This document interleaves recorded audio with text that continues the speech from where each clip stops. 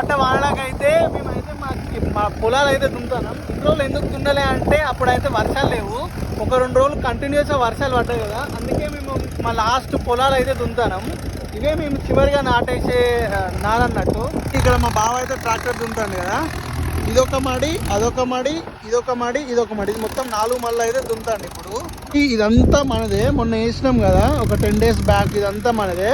ఇప్పుడు ఈ కింది మళ్ళీ అయితే ఇస్తాం, ఇది 4 మళ్ళు అండి. ఇక్కడ దున్నుతాంటే ఎన్ని కొంగలు అయితే వచ్చినాయో, ఈ కొంగలు వానపాములను తినడానికి అయితే వస్తాయి చూడండి. కల్టివేటర్ నట్టు అయితే ఇరిగిపోయింది, ఇప్పుడు అయితే నేను నట్టున్న పానర్లు అయితే తీసుకొచ్చిన. ఇప్పుడు ఇది అయితే మనం ఫిట్ చేయాలి అండి. మా బావ అయితే ఫిట్ చేస్తాడు. ఈ బోల్ట్ అయితే ఊడిపోయింది మనకు, ఈ బోల్ట్ అయితే ఊడిపోయింది. ఇప్పుడైతే మనం పొలం దున్నడం అయితే మొత్తం కంప్లీట్ అయిపోయింది. చూడండి ట్రాక్టర్ ఎట్లా హాలత్ ఎట్లుందో. మన వీడియోస్ అయితే చాలా మంది చూస్తారు కానీ ఎవరైతే సబ్స్క్రైబ్ చేసుకోవడం లేదు. ఇప్పుడే మన ఛానల్ అయితే సబ్స్క్రైబ్ చేసుకోండి.